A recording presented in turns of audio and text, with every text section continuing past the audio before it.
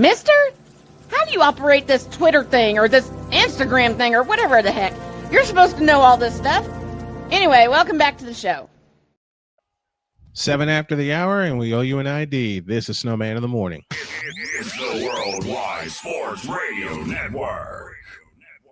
This is WJKS, Indianapolis, Chicago, and the world. All right, let's stop messing around. This is going to be a fun season because of this pretty lady that we're bringing on. She is a weekly guest. She is a 2-time Emmy award-winning producer. She's a favorite on the show.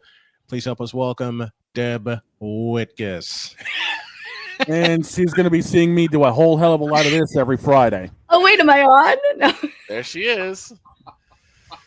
Oh, I just threw my fucking notebook out the window. I'm not One of my joking. favorite Eagles. Hi, all. Happy Friday.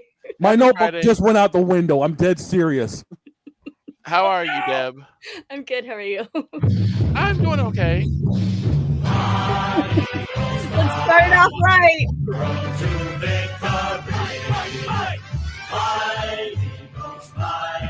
Score a touchdown, 1, 2, 3. Hit 'em low, hit 'em high, and watch our Eagles fly. Fly, Eagles fly, on the road to victory. E-A-T-L-E-S, Eagles! Now you know we can't have Deb on without playing the fight song of the world champions.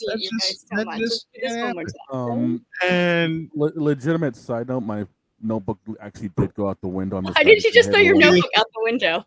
Yes, because it's going to happen every Friday because I'm going to lose control over the prediction segment. Did you hit anybody? That's no, actually true. thankfully. Did you hit Thankfully, anybody? no. Okay. And plus, if anybody remembers the old game show Hollywood Squares, tune in Fridays when we do our NFL picks because we're going to have a lot of folks in here. All right. The subject of the day is Fox Sports' 10 best quarterbacks heading into the 2025 season. Hold on. I'm going to look for this. You know that I love this segment, and I had no idea what I was walking into this morning. And I have to be honest, I'm dead tired. I just have been at Rams practice like 3 times this week. Look, we understand. My beautiful wife just walked by and said, well, we know who isn't in the top 10. I wish I brought my shirt out.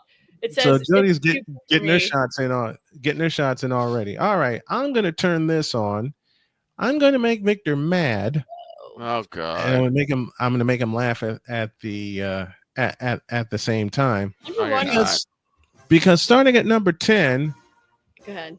I see it already. It's Dak. They have Dak Prescott. Why? What? No. Just no. Is there a reason why everyone likes to pick on me? What is it? I'm gonna ask this to Deb. I forget that you're a Dallas fan. I got to ask that. Like, is it a person? Like, it seems like people hate Cowboy fans on a personal level. No, it's not the. I mean, we do hate the fans because they sorry, I'm blatantly honest. No, but like you guys just get like you just need to back it up. Like. You got like last season or the season before, like when you guys beat the Eagles. And literally, I heard about it for 2 weeks. I was like, okay, guys, like chill out. I mean, look, I do deal with nothing to back it up. I mean, do.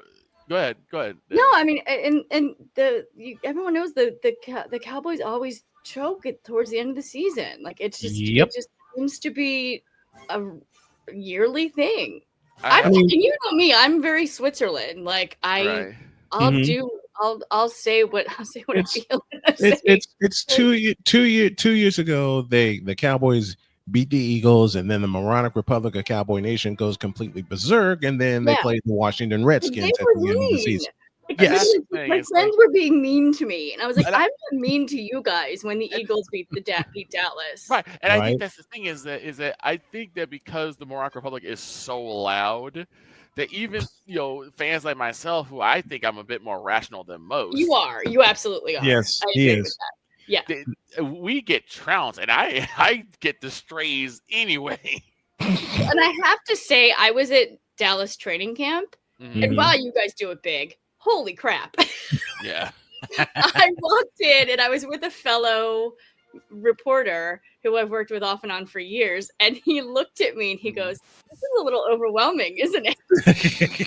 I thought that too, because like it was huge. It was like 5,000 fans. You walk in, the merchandise for most training camps for teams are like a tent. There was 6 tents of merchandise, Yeah, that's and usually how it everything is. sparkled. It was like I've been And thinking that was their everybody was setup. very nice, though. I have to say, very nice, very I was accommodating. thinking that was their setup back in even in the 90s. had when to I it was looks really like getting into it. it looks like Brian Schottenheimer's trying to really like hold on to the reins because everyone's already looking at him as a pushover coach. That's what he's being Okay. written as right now. Okay. And it looks like he's trying to dispel that. Mm-hmm. Were you able to see Okay. any of that during your time at the camp, or? You know, I didn't even. I really didn't even see him. I because everybody was on Jerry Jones, to be honest. Like Jerry Jones was the focal point of it all. So I almost knocked over Jerry Jones. That's Mr. a Jack story. Daniels. Yeah, I literally almost walked right into him and almost knocked him down. Security was like, We wouldn't have blamed you if you did, honestly. you know. But something was interesting I've never seen before that was interesting at the Dallas training camp when Jerry Jones was being interviewed by NFL Network. Yeah. One reporter, usually it's a private thing. Mhm. Literally everybody that could flock to that interview flocked to that interview. I even went over to see what I was missing, and I was like, "Oh, I can't jump in on her interview." You know what I mean? Like I Right. can't do this. Right. You know, like let's be respectful. And people were filming it, so it was just a different experience than what I'm used to. Gotcha. My biggest question when it comes to Jerry Jones was he as bug-eyed as this? Yes. Because yes, Terrell, it is It you. is you. At number 9, we have Jaden Daniels from Washington. I'm surprised that he's at 9. Are they expecting the sophomore slump? Yeah. From I that agree with ranking, yes. Yeah, they are. That ranking, I believe they are expecting the sophomore slump. Take a look at this one. At number 8, from the Chargers, Justin Herbert. Hmm. And I'd say that's a good position because to me, he still has a lot to prove. There's offensive weapons around him now. Mhm. Good offensive There are. weapons. There are good offensive weapons around him now, though they lost their starting tackle for the season, unfortunately, with a major injury, and that's going to hurt them. Yep. But And they actually canceled the Rams joint practice that was supposed to be on Wednesday, and then the Oh, Rams ended up really? playing the Saints yesterday. mhm. And guys, the Saints look good. Keenan, I mean, Kellen Moore. Mm. Let's go. I will wait and pass judgment on September 7th. You know, I don't disagree with you. That's the response I get. But I, to be honest, was a little shocked because the Rams look good and they were off. The offense was off yesterday in their pass Mhm. game. Oh, we can talk about that Look, later. we But yeah. know the West is going to go through either Los Angeles or is, San yeah. Francisco. Well, At number Chargers might be up there too. Yeah. At number 7, this is making me asking why. Baker Mayfield. Mayfield. He's poised to have a good season. Yeah. Everyone's saying they're kind of that dark horse, the bucket. You know, what I mean? I can everyone's see saying- it. Yeah, I believe it. I believe And- it. I feel it too. I feel like they're going to make a splash this season. And also, you have to take consideration that now he's got some new weapons, including Emeka Egbuka they got from the first round of the draft. Ibuka is going to be so huge for them. Yeah. Ibuka is going to be so huge because you get a young speed burner on one side of the field, and if he and Baker can develop a really good connection, Mhm. there are going to be some numbers put up They're going to be some numbers put up. And Chris Godwin's back, right? He'll be back. for the Yeah, season. Godwin is back. And Evans is still there. And Evans is They still there. missed him. They missed Godwin last year Absolutely. because they could not take advantage in the slot like they usually do with everyone covering Evans on the outside. Yep. At number 6, we go to Detroit and we find Jared Goff. Six? I agree with that. I agree with that all. I guess agree with that all. they're expecting a slump. I thought he would be around 5. I don't think there's going to be a slump with Jared Goff. Not with what he has in his stable. Here's where I pose a question of why. Because I think this fellow I should see be number higher. 5. I see number 5. Because at number And you go 5, Jalen you Hurts have on the this one? world champion quarterback, Jalen Hurts. Now, I'll start this round. Why do you have him at number 5 when he basically put a foot in Kansas City in the Superdome? Yes. Jalen Hurts just cannot win. He can't catch a break. He can't win it over. He's always going to be the underdog. He's a Super Bowl hopefully MVP. I think it honestly makes him better, to be honest. Hey, it got him a ring. It turns it into a positive. He's a Super Bowl MVP. Yes. He's a Super Bowl champion. And they have him ranked this low? I think a reason happens every time. Is that you notice, you know this because of one of your favorite quarterbacks. People will nitpick and find reasons to keep someone out. Mm-hmm. I think a lot of people look at Jalen Hurts as a product of the tush push and nothing else, not seeing this dude's got a cannon for an arm and a great vision for the field. They say it's the weapons around him that won the Super Bowl, not exactly. Him. Where have I heard that before? Being a 49er fan since 1981. Where have I heard that? Being a New England fan. Look, I'm gonna tell you like this. I'm a Cowboys fan. I give absolute props to Jalen Hurts for proving a lot of doubters wrong. Okay, absolutely. Now, I mean, I think the only reason they have him this low is the fact of just the sub 3,000 yard season last year. Maybe they're not expecting much out of him this year either. I mean, Saquon did go off for 2K. Look, who cares? What do I always say on this show? And you all have heard me say it: to be the champs, you must unseat the champs. And the Eagles are the champs. Yeah, but apparently they don't have a lot of faith in the quarterback. Apparently they have a lot of. They did last year. Look what happened. The next two quarterbacks we're going to discuss together because they put them in the top 5, and I don't understand why on either of them. Oh, no. At number 4 is Joe Burrow from the Bengals. The look on Deb's face says everything. Yeah, and I like Joe Burrow. So do I, and that's the look. He just hasn't performed up to par in recent years. I feel like he hasn't been upright. No, that's true. His offensive line has really failed him in a lot of seasons. Yeah, and you can see he can throw the ball and he's accurate. He's a great quarterback. He's a great quarterback, but when you're minus a fellow too, I think that's why he's ranked so high. But when you're minus a fellow like Joe Mixon, all right. When you're minus a fellow like Joe, that's what a quarterback's supposed to look like. Yeah, but I mean, statistically speaking, he had his best year last year, 49-18 with 43 touch. Mm-hmm. But the Bengals just didn't get anywhere. So no, because the rest of the team was. You're right. The rest of that team was anemic. Yeah, because their defense had nothing, and their offensive line is a team sport. Yep, and their offensive line is so porous. Yeah, that's kind of why I made that face too. Because I was like, I like Joe, and I think he's a great quarterback. I just what happened, but no, you guys are right. It was the team around him, and he didn't have any weapons. Mm-hmm. Yeah, that's. Now, number 3 is going to spark an interesting discussion. Is he laughing? I will tell you exactly why he's laughing. Why am I on the verge of laughing at number 3? Why am I shaking my head? Lamar, it is you. This man took Dale Earnhardt Jr. to court over the use of the number 8, and he's ranked 3rd in the QB list. What is wrong with this picture? Okay, so here's the thing about Lamar Jackson. The man's been defending MVP, I believe, twice now. Mm-hmm. He's got good arms. He's very mobile. But it seems like this is a product of the Baltimore Ravens wanting to prop him up as the next Michael Vick. Meanwhile, you have probably the most premier running back in your group, in your team. Yes. D-Hen. Henry! DH. Derrick Henry is right there. Why? I've asked this question a lot since the deal has been done. We saw it in the AFC Championship game 2 years ago, and I will continue to ask it again. Why don't you turn and give the ball to Derrick Henry? All you gotta do is do that 85 times. Do they not trust this semi named Derrick Henry? I don't think it's a matter of distrusting. It's a matter of they know who they want to prop up. They want to prop up their QB.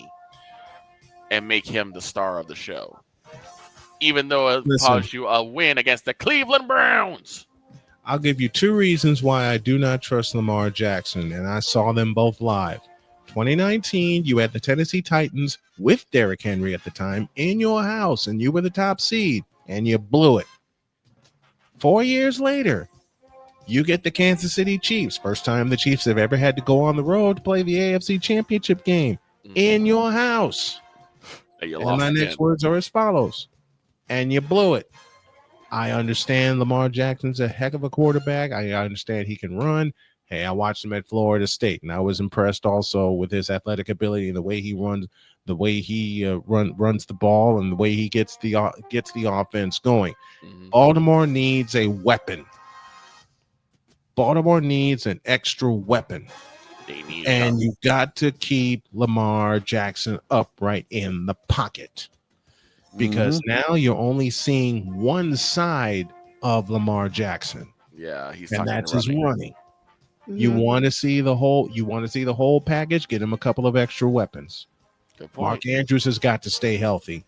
Get him another tight end, because you can easily take that Baltimore offense and convert it into 2 tight ends and 2 wides. And he's got weapons all over the place to throw, including Derrick Henry. Now, this next one, I just have to question why. I just have to question why Fox put him here. Number 2 is Patrick Mahomes. Patty Mahomes. Well, he's not number 1. Yeah. Not after the Super Bowl. That's kind of a shock too, 'cause I thought they were going to put him at number 1. I thought so too. They should put Jalen Hurts. They should put Jalen Hurts at number 1 because he delivered Kansas City a thing. He's the champ. He's the champ. I mean, I agree with that, but yeah, they would never. That would never happen in a million years. I bet $1,000 somebody Jalen Hurts will never be ranked number 1 quarterback. I'm not going to take that bet because I believe it. He can win many more Super Bowls, but they're always going to put someone above him. Here's the thing. Here's the thing. It's common sense, and Fox lacks common sense. So there you go. That too. And he's a great quarterback. Let's be honest. I mean, he is. I mean, this is the same fellow I saw running out of bounds, getting ready to get sacked. And he tossed the ball left-handed, and it winds up being a first down. Yeah, absolutely. You never put him behind the 8 ball because he will. That's why it was so shocking to see in the Super Bowl that he got dismembered. Kansas City got shelled. The Eagles defense came to play. They hunted, man. And at number one. And at number 1, God help me, Caleb Williams.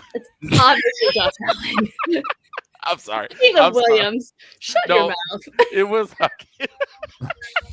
Boy, you better shut up. I'm sorry. No, at number 1 is Josh Allen. Is Josh Allen from Buffalo? Of course. I agree. I do agree with that. Although he didn't win a Super Bowl, so maybe I don't agree with it. Maybe I'm too practical for my own good. But if you're the top quarterback is the Super Bowl champion. That's the top dog. That's always been the top dog to me. Yeah, I agree. I agree. With the final 4 quarterbacks, I see why they're in the order that they're in. I think with Josh Allen, it seems like he's always just like he's right there. He's always like he's just right there, turn the corner, and it's just whether it's Patrick Mahomes or it's just the Kansas City Chiefs as a whole or whoever. It's just that's the roadblock, but he's right there. Well, and in one case, I was going to say every year. Good. And in one case, it was Cincinnati. And in one case, it was Cincinnati. Right. That walked into Rich Stadium and plowed them. Yeah. No, and I say that every year. For like 4 years in a row, I picked the Bills to win the Super Bowl.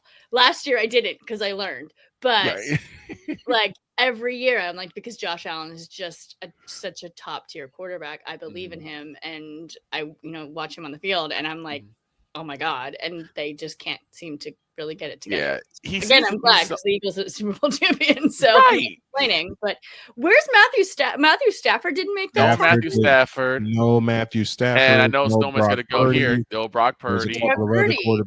No, they. You know what? All right, Snowman mad for this one. Okay. No Aaron Rodgers either. Oh dear God! I'm like laughing at that one. I'm laughing at that one too. Yeah. Okay. I'm laughing at that one too. Go ahead, Snowman. Which quarterback do you think, Deb, has the absolute most to prove this year? Most to prove this year. JJ McCarthy. I agree with that. I can see that. Yeah. I don't think he's. I mean, everyone's excited to see what he's got. I just don't think. I don't think he has it. But I think they made a mistake. I think the Vikings made a mistake with getting rid of Sam Darnold. But I think so. Yeah. Because they're putting the ball in JJ McCarthy's hands. I totally understand that. But there's a piece of evidence that they're missing from the evidence room, and that is the fact that Minnesota's running game was mediocre last year. For the simplest of reasons, they didn't trust it. Yep. I mean, they do have. He does have Justin Jefferson. We'll see what happens. It's coming quickly. We'll know in 2 weeks. Jefferson. They got Justin Jefferson. They got Jordan. Yeah. They got Jordan Addison. Yep. And we're gonna let Deb rest right now. So Deb, you go get some rest. Thank you for coming on very, very much. We love you. And we appreciate later. We'll see you in a couple weeks. Thank you, Deb. Right, bye. We're getting out of here right now. You know who I think actually has a lot to prove, and I think he's got something to challenge? Daniel Jones. I got one behind him. Purdy. Who? Purdy. I think Purdy has proved himself to a good degree. I think the reason why I say Daniel Jones is because of just how I know where you're going with Daniel Jones, and I totally agree with you. He has a better offense around him now. Right. And he has such a porous season in New York. Yeah, the poorest experience in New York. Right. Now that he's got a real team in the Indianapolis Colts. Mm-hmm. Now we can actually see what he's made of. The reason I put Purdy on the list is because of all of the naysayers that really just don't think Purdy is worth it. And I know Damien's going to open his mouth, so let me put my foot in his mouth right now. He's totally worth it. Well, the thing is, that didn't take long. The thing is with Brock Purdy is that those haters will always be there. Those doubters will always be there. Purdy's haters are like Jalen Hurts haters. They're always going to be there no matter what they achieve. Yep. They're always going to be there. Oh, just like the not the bronzesexuals. Not the bronzesexuals. Not the bronze. Why'd you have to bring the bronzesexuals into this? Because we all know that even when LeBron retires, they're still going to be around. Because yes, LeBron, it is you. Oh, dear God, yes. Yeah, dear God, yes. I was wrong for breaking. I was wrong for doing that one. Number one, Caleb Williams. And Deb told you to shut your face. Deb told you to shut your face. And you know what? I deserve that one. I could have said Russell Wilson, but I'm like, no. Don't you dare say Russell Wilson in front of her. What's wrong with you? Or Justin Fields. You know We're what? getting out of here. Justin Fields ain't got enough. He's in the Jets, right? Yes. Fortunately, he's on the Jets. He might actually have a good season with the Jets. Don't you? I mean, you could have brought. You could have brought up Geno Smith. Oh no! I wouldn't do that to Snowman. I wouldn't do that to Snowman. Before we get out of here, remember this. Second down and short here. Purdy has one-on-one. George Kittle, goodbye. Heave ho and a touchdown. Fox provides the video. Joe Davis, the play-by-play announcer who called that touchdown to the animal, George Kittle. I think he just walked in like that. What was the purpose? What was the purpose of that? I mean, we all know that happened. What was the purpose of that? To just remind everyone just how dangerous George Kittle is and how much he'll be dangerous this season. And how much Purdy can throw under pressure.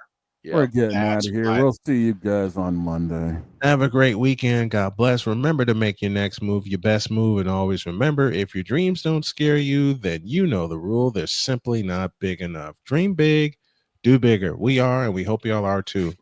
Fever basketball tonight, 7 o'clock. So long, everybody.